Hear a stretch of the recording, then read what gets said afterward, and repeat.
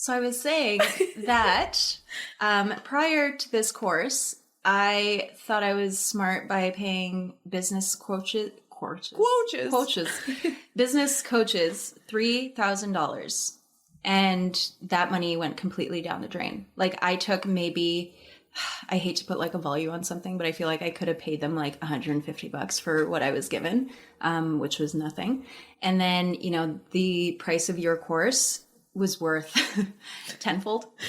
Like seriously, if you literally package a photography business up step by step and give it to you on a silver platter.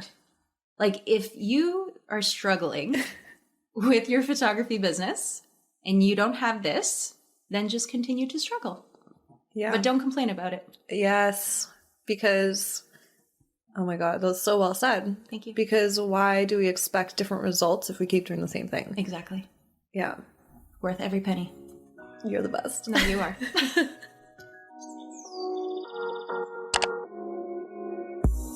When I first started my wedding photography business back in 2011, I made just $5,000 in my business. Now, I bring in multiple six figures per year while working only 30-hour weeks serving my dream couples. I'm here to help you discover that it's so possible to have what you want when you want in your business so that you can create the life you've always dreamed of and deserve. Yay, I have Sandra Monaco here. Oh, I did it. I said it. I said Sandra Monaco. That's our names are so similar. Sandra Monaco. Yes. Guys. Sandra Monaco here. And I'm so excited to have her here because she's just been crushing like being in action of what she has learned all about outsourcing when she came to my course. And I'm just so excited to hear about her journey. And I'm excited for you guys just to hear a little bit about her journey from how she got, like where she started her business and what she loves to photograph, just to help inspire you guys maybe to not feel so alone on your journey, because maybe something that she says will resonate with you and make you feel less alone. I always love starting these guest podcasts that way. So yeah, welcome, Sandra. Thank you for having me. We put on a lot of lip chat. What'd you call it? Lap chap. So every time before a podcast, I would put on chapstick because I don't want to go like in the mic. I want to make sure they're well moisturized. And then Sandra wanted some too. So she's like, can you pass me the lap chap?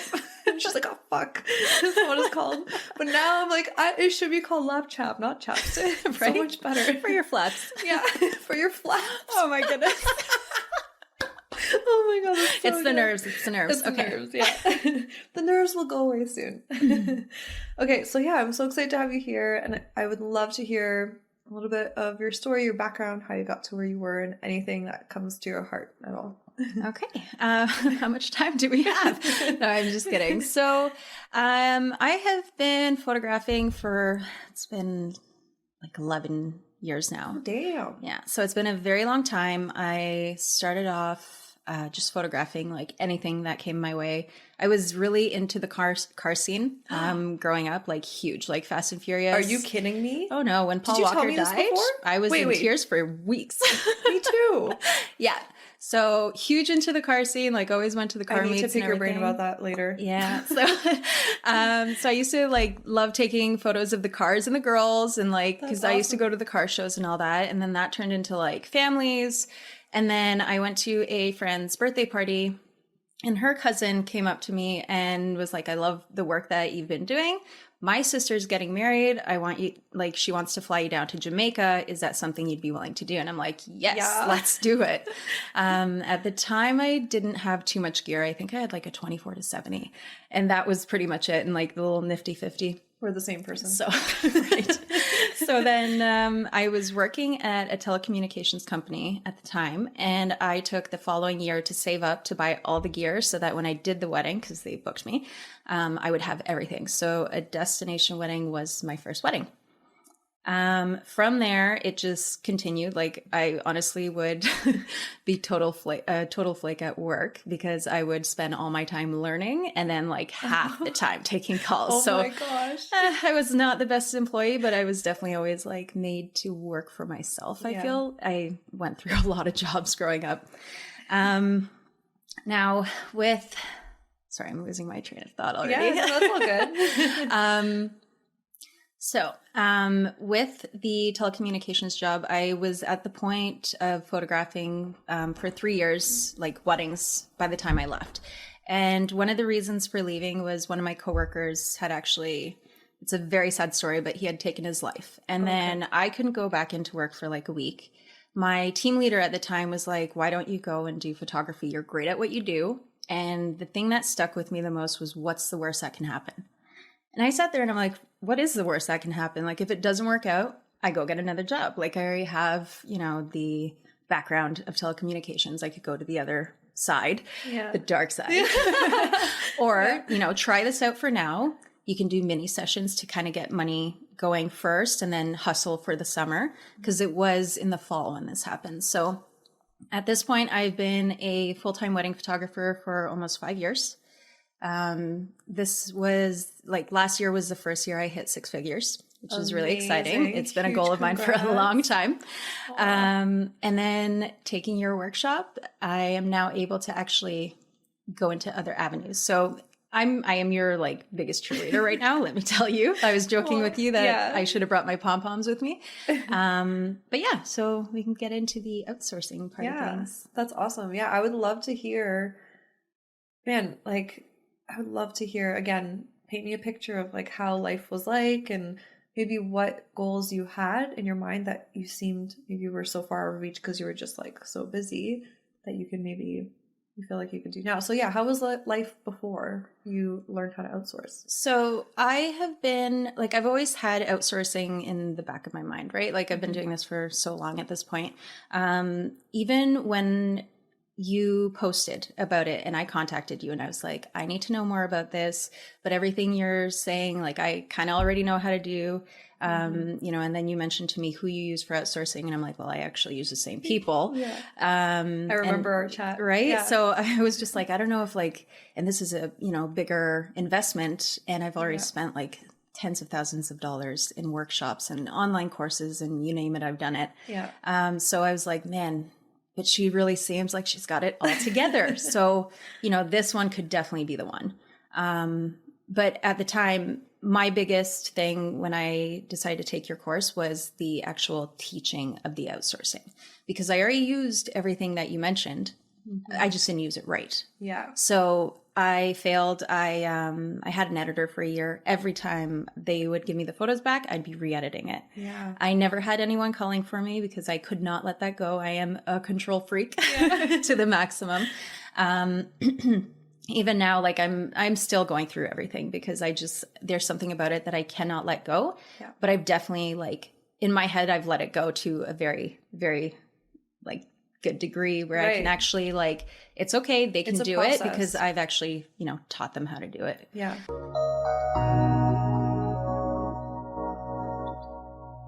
I'm taking a moment to pause this episode to share an exciting free resource with you that I know you'll definitely want to take advantage of. It's a space where I'll be going live at a minimum every 2 weeks to answer your questions, along with content to keep you motivated in between podcast episodes. It's a way for us to connect about photography, business, personal development in an uplifting, productive, and safe space. This free resource I'm telling you about right now is the Shine and Thrive podcast community on Facebook. What I felt was missing with me just podcasting was actually interacting with you and answering the questions you have along the way. I know what it feels like to feel stuck, and at times all you need is that one question answered or that kick in the ass, well, you know, in the best way possible, to get your momentum going again. In short, I want to be there for you to answer your questions so that you can achieve those big and exciting results you dream of. The Ask Me Anything live sessions I'll be doing every 2 weeks are exclusive only to this community, so you want to make sure to join and get your question ready for me. So head over to Facebook right now, type in Shine and Thrive Podcast Community, and request to join. We will be waiting for you on the other side with open arms. I cannot wait to connect with you. So everything that you were kind of showing that you're able to do, I feel like you almost like under explained it, because your course was worth probably like 4 or 5 times the amount I paid. I'm serious. It is a game changer. Even after leaving your course, I was just like, my life is blown. I locked myself into the basement. A few months later though, because at the time it was October when I took your course. Crazy season. Yeah. So at that time I was trying to do catch up on everything. But then finally I was like, okay, I'm going to outsource everything. I started with culling, actually. Yeah. So I think I did that within a couple of weeks of taking your course, though. And then from there... how did you end up finding someone? My best friend. Yeah. I brought it up to her that I'm going to look for someone to start culling for me. Yeah. And she goes, well, I can do that. And I'm like, what? Yeah. You want to do this for me? She's like, yes. Yeah. So I remember you mentioning that. You're like, I might have had someone under my nose the whole time. Yeah. Yeah. She really was right there the entire time. Yeah. So I hired her. She's amazing. She gets everything back to me on time now. And then from there, like I mentioned, I had somebody editing for me for a year. Mm-hmm. I ended up letting them go. Mm-hmm. But at the same time, this was probably 2 weeks before I took your course. Oh. And then I realized it was my fault. Yes. Right. So I finally taking the blame for that. Like I did this wrong. But same with my virtual assistant, because prior to this, I also hired a virtual assistant. And again, I couldn't figure out how to explain things a certain way or like what she should be doing. So same idea. She actually quit on me. Yeah. So that was the opposite way. And I was like, damn, but you are good to when I needed you for, right? But so after I talked to you about the outsourcing, sorry, backtracking though. Yeah. We talked about it and I kind of messaged you and was like, I don't know if this is really for me, but then you were like, okay, but what are your struggles? Yeah. So I explained it to you and you made it so clear that I'm like, I'm taking it. And then I was like so pumped. I think it was only a week out when I signed up for it. So I didn't have to wait a month like the others. I was like, it's next week. Yeah. I'm so pumped. So taking your course in general, I think every sentence was like fireworks going off in my head. Seriously, you would say something and I'd be like, what? Oh my goodness. Yeah, I loved your reaction. Right. Kelly and Jessica were in the same group as me too. So I was just like, we would be looking at each other like, did she just say that? No, it's that easy. Yeah. Are you joking me?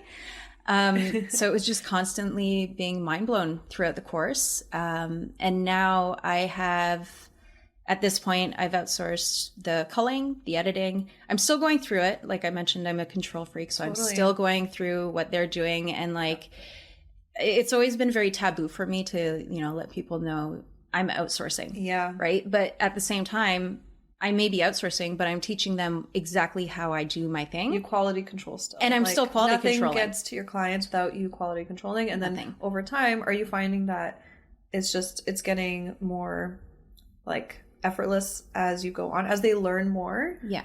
Then you're investing in that time, then it's like becoming more and more how you want it. Yes. Where eventually you're like, I'm going to get to where it's like, I have full confidence that I'm pretty much just going to have to fix like 20 photos or 50 photos even. Yeah. And just feel free, right? Exactly. Yeah. So it's taken a lot off my back because I feel like I've saved so much time, especially like last year I was working 24/7. And, people think, oh, you're a photographer, like you never work. Funny. Yeah. We're working 24, like I work from 9 a.m. till 3 a.m. sometimes. And then shooting. Yeah. And then shooting. Meetings if you have client meetings and all of that. Yeah. And your friends get upset because they're like, oh, you never have time for us. Like it's not the same anymore. Well, it's true. Like I'm trying to run a business here. But then now I know like next summer, I may still not have my Saturdays, but now I have all week, right? Yeah. So, my friend may be working from 9 to 5, but then I get to see them after if I want to, instead of editing every single day in between shoots, plus the wedding on the weekend, plus trying to blog, plus trying to do this and that and that. Like it would come to a point where I would make plans with my friends throughout the week, and I would be working so hard at my desk that I would actually miss our appointment together. And then they would look at me like, oh my goodness. Yeah. What is happening? Like, why are you flaking? And it's like, I did not mean to. I've been working just so like focused. Crazy. Yeah. Yeah. So, man, I can totally relate. Like I've had my business for 9 years now. And the first 4 to 6 years, I wanted it so bad. And I was like, the only way to make great money and to be successful is to grind it out and hustle. And so that's what I did. But then I hit a point in I think it was 2015 where I was making $69,000 in a year. And I'm just like, I'm working so hard. And how can I reach my 6-figure income? I've always had a 6-figure income. And then I started to outsource, and my revenue doubled the next year because I was able to shoot more. Mm-hmm. Right? So do you find that now you have the space and the energy to be able to take on more shoots and bring in more revenue? Yeah, for sure. Even prior to this course, when I was booking for the following year, I would only take one wedding a weekend, unless it was a Friday, Sunday. Yeah. Because I needed that middle ground to kind of be able to breathe, transfer the files, be okay with everything and be like, okay, it's a double header. Yeah. You're going to be working for the next 4 weeks straight. So now I'm able to be like, yeah, I can do 2 weddings a weekend, because now I have, everybody behind me to kind of help me out. And then I can still take on the shoots in between the middle of the week as well. But now I'm also able to do what I want to do, which is, teaching in the future and working on the personal branding side. I've always loved to help businesses grow. And my boyfriend and I, anytime we go to a party, I swear, we talk about business. We will just go and hang out with people. Oh, what do you do? Oh, really? Oh, you work at a bakery? You do this? Here are some business tips. And it's always been business. Yeah. But I've never had time to do that in between weddings. So now I can actually have that freedom to be like, okay, now I can actually start doing this kind of stuff. And even at your workshop, I remember you telling us in the beginning, this is, you paid to be here. I'm going to be the one doing the talking. I'm going to be the one doing the teaching. Yeah. And you'd say something and I'm like, okay, just no, don't talk. It's her day. It's her day. Right. So I know it's always been in me to want to help people. That's amazing that you recognize that. Yeah. And only because you now have the space. Exactly. That you're just I can actually pursue it now and have that balance of the creativity side of things with photography, and then maybe using a little bit more of stimulating your brain with education. Exactly. That's exactly what I did. Now I have a balance of that. And that's where the personal branding comes in for me as well with the business thing. I love helping businesses. Yeah. And then even, so basically with the whole business stuff, it's now actually the outsourcing is giving me a chance to do something that I really love. Whereas prior to this, I was even starting to not get bored of weddings, but just start becoming overwhelmed by it. And it was more of a clockwork thing. And you check in and out every day without giving any feeling to it anymore. Yeah. And I've even been able to get the love for the weddings back as well. And I'm not saying I don't love weddings at all. I know exactly how you feel. But after a decade of doing it all the time, and when it's so much work and you think you can do it all, you just get so burnt out. And by the time your course came around, I was burnt out. I would it almost came to a point where I'm like, you know what, maybe this isn't for me anymore. And then after the course, I was like, this is so for me. This is all for me. I need to continue doing this. But now I get to actually experiment with other things, be creative, and bring it all together, because even learning stuff outside of wedding photography, you can bring it into your business and then grow it that much more. That's amazing. Wow. What did burnout feel like for you? What did that experience? What was that experience like? Oh my goodness. Not wanting to get out of bed. Those are the times where I'm sleeping until 10, 11. Not talking to anybody. I'm literally on my computer working all day long. Just getting frustrated with everything and everybody. Even my boyfriend would be like, are you going to come down and watch a movie with me? It's 9:30 at night. And it's no, I still have another hour of editing to go. I have to finish this tonight. So it exports overnight. And so it just becomes very, very overwhelming. And I feel like once you hit that like 20 weddings a year, if you're not outsourcing, you're going to be in big doo-doo down the road. Like you need help, and it's okay to ask for help. Like it's not that taboo as you think it is. Like I honestly didn't even want to be on the podcast because I'm like, well, I don't want people to know I outsource. But at the same time, I'm getting help from people, and I'm still, checking over everything at the end. I'm getting the help I need, but it's still quality controlled, and I'm the one training them. So it's still my work. Exactly. I love that you said that, because so many photographers are actually scared. They're like, will my couples think that I'm less of an artist, or will they not trust the like outcome? That was huge for me. Yeah. Huge. Yeah. And I don't know so have you been kind of voicing it at all that you outsource, or no? This is like your first time right now. It's the first time. It's kind of like you're coming out of the closet, right? Like, yeah. Yeah, man, we need to get rid of this like outsourcing shame that all of us photographers have. Like I had to hold it in for a while, and then finally when I'm like, I know the key, the roadmap to like help photographers, I can't hold it in. I have to talk about it on social media and everywhere. And I have not had any clients come back to me and be like, hey, so we know that you outsource, like, can you make sure that, like, can we see all the raws, because we don't know if it's culled properly. Like, they still have full trust in me that it's quality controlled. So if you're even wondering, like, if you're listening and you're scared that your clients won't trust you and trust the process, I haven't had any negative feedback. They all understand that, hey, you need to have a freaking life. And the more that you take care of yourself, the better you could take care of them. Like, I can deliver a much better experience to them now that I have more energy. Yeah. For sure. And even get it back sooner. Like exactly. Way sooner. Well, think about it too. Let's say it's August. Like in August, I think I have 7 or 8 weddings coming up this year. Nice. Yeah. Can you imagine trying to edit and get those out quickly? And I'm one of those people that have zero patience. Like when I go, and if I were to go do a photo shoot, I want my photos yesterday. Yeah. Not in an hour, not, like I want it yesterday. Yeah. So I can only imagine being a wedding client. And when I hear that people take like 8 weeks to like 6 months to get their wedding photos back, I'm like, why is that happening? Yeah.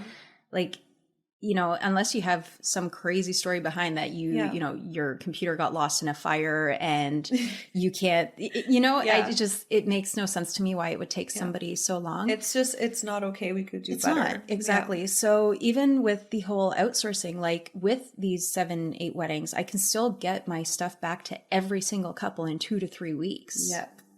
And make them happy and make sure it's good quality. Like I'm not completely burning myself out sitting there editing for the next, 12, 14 hours straight. Instead, I'm sitting there for 2 hours even to go through the work, because I'm very picky. Like I said before, like I'm such a control freak. But even like 0.10 exposure off and I'm freaking out. So wait, so let's talk about this. So normally on average, how long would it take you to edit a wedding? Like from starting to edit from culling to editing. Let's just talk about editing. Like just editing after culling. Yeah. Okay. So this is actually huge from your course too, because I used to give back, man, I was crazy. I used to give back like 1,600 to 1,800 photos sometimes from a wedding, because I'm a very sentimental person. Yeah, I'm just like, this is a moment and this is a moment, and they need every angle of every pose. And then I mentioned it at your workshop, and even I think it was Kelly who looked over at me and she's like, you what? She's like, what's wrong with you? And that's kind of what I also learned. Like I shouldn't be giving back more than 1,000 maximum image. Well, depending on how many hours you're shooting for. Yeah.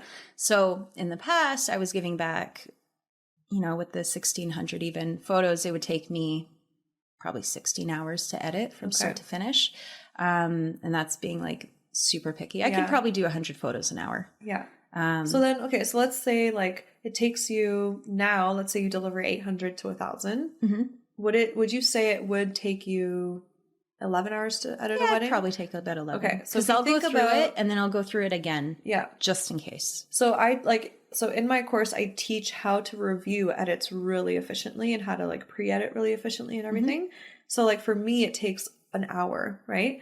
But it's so, listen to how Sandra is saying it's taking her 2 hours and she's being extra picky. So like that's your worst case scenario, to be spending 2 hours on a wedding for editing and you're still saving all the other 9 hours. I would feel It's like the amazing. 2 hours is probably with the culling, like with reviewing the culling. Well, that's even better. Because like I've been able to train my editor to a point where it's like I barely have to touch it anymore. Yeah. But again, that 0.10 exposure and like I'm in there fixing that. I'm not going to send them a photo back and be like, oh, you have to fix this by like a nudge. And you know, you can also do it with on your own in like a huge block, or how would I even explain that? I think I actually mentioned it at the workshop where you can actually take a huge chunk of photos if they're just off by a little smidge. Yeah. You can just give them all a boost without touching all of the different sliders. So smart hack. Yeah. Smart hack. But yeah, so all in all. Smart hacks by Sandra. That should be like my tagline. Something for your education. Right. Just a little brainstorm here. Oh man. So yeah, an hour and a half, 2 hours maybe to probably go through an entire edit now. And how does your partner feel about very happy getting you back now? Very happy, because now we can actually do things on our on date night, for example. We have a date night now. We never used to have a date night. Now every Thursday we'll go out, we'll get some greasy food sometimes. Feel horrible after. Every time it was worth it though. But we now have time to actually spend together, and he's a digital marketer. So, which is great for me because I'm getting to learn what he's learning and he learns what I learned. So the other thing too is that now I'm not sitting at my desk editing. We're sitting in the living room together on our laptops learning. So we're learning the same type of stuff because now instead of learning about photography, I'm learning more about marketing and the digital side of things and literally what he's interested in. So it's more of like teamwork now. And now I'm not just like so focused on the photography side of things. I also feel it comes with hours as well, right? Because what do they say? It's like 10,000 hours before you're a professional or something like that. And you're always working on doing better in your craft, doing better. But then it comes to a point where it's like, okay, maybe outsourcing is your better. Because the outsourcing, you know, maybe they edit better than you do. Maybe you don't even, you know, need to freak out as much if you don't feel like you edit so well. They might even edit better for you. Exactly. And actually, even you talking about how, like, imagine if you were still slaving away at your computer, editing, doing random tasks, putting together slideshows, blogging, all that stuff. That's like $5 to $25 per hour tasks that you could be outsourcing. But like, now that you're spending your precious time that you will never get back learning, so that later you can, you know, start a new part of your business and bring in even more money and then still be mentally stimulated and even take your business to another dream level, is like, it's crazy how much it's so important for us to work on tasks that are like ultimately the most revenue generating for us to live our dream life. And now you're doing that. Now you have the time and space to do it, and with your partner. Which is like, and even with the virtual assistant, like she is amazing. I am the worst writer. Like, I am not a writer by any means. She is. So she actually does my blog posts for me. Amazing. And so that's an amazing side of my business that I've been also able to outsource. One thing I won't outsource is my Instagram posting. Like, I feel like it has to be more personal from your own feelings. So I still write those. And in the past, my friends used to actually write them for me. In the past, I used to outsource my Instagram captions from my friends. Like, they would always try and help me write them and everything, just because I'm horrible at writing. English is my second language, but it's not an excuse because I learned English when I was 5. So what's your first? Hungarian. Oh, cool. My first is Polish. That's amazing. And I learned English at 5 too. I'm telling you, we're the same person. When did you move to Canada? When I was 2. Oh, yeah, I was 9. I was 5 at the time. But yeah, so my friends used to take over my Instagram captions for me. And then last year, before, you know, knowing the proper way to outsource, I was just giving my virtual assistant all these things like, oh, just make posts for me on random captions. And like, I always hated them. I'm just like, I have to redo everything. I'm paying you for nothing. So that's something I still keep in my on my side of things. The things I outsource is the culling, the editing, the blog posting right now. And then I'm also going to be working on my course later on down the road. No idea when that will be out because we're still working on the little kinks and everything. Yeah. But there's still going to be a lot of things that are going to come from the outsourcing side of things. And honestly, like your course is a lifesaver. I wouldn't have been able to do any of this without you. Aww. I will tell you that right now. Like I would still be stuck. Don't tear up. You're so cute. This like means so much to me for you to say that. Because it takes true. A whole fuckload of work to put all this together. And just to, my whole thing is I just want a free photographer. Have people, my number one value is freedom. Yeah. And to hear that you are living that life already, even just like 4 months after you're just starting. Yeah. And it's just like, I'm like, it burns that, it gives me that fire back all over again. Yeah. To like wake up each day and keep working at helping photographers. Yeah. So. I still think whatever you're going to be charging is not enough. I'm telling you, like I said, I've spent thousands of dollars on courses, and the amount of value I got from your course is just incredible. Like you talk about things that are, it's almost common sense. Like you should know this, but you say it and you're like, what? I've really like I've dumbed it down because for me personally, I know that when I learn, I just want to get straight to it. I don't want to waste time on like spending too much time learning a lesson or a module. I want to know exactly what I need to learn right away. Yeah. And I've really I've taken away all the extra words, all the extra sentences, all the extra fluff that you really don't need. And there was still 6 hours of content. Yeah. And like you said, there's no fluff. It's straight to the point. Like your printouts were all like, this is the step. This is what you're doing. And I even went home that night. I still remember I went to Gary and I was just like, everything's going to be okay. Like we are good. We're good at like, it's amazing. I was just so happy with it, with everything. Like, if only you could switch shoes with me to see like how much value you brought. Even the day of, everybody in the class was just like, we were all freaking out.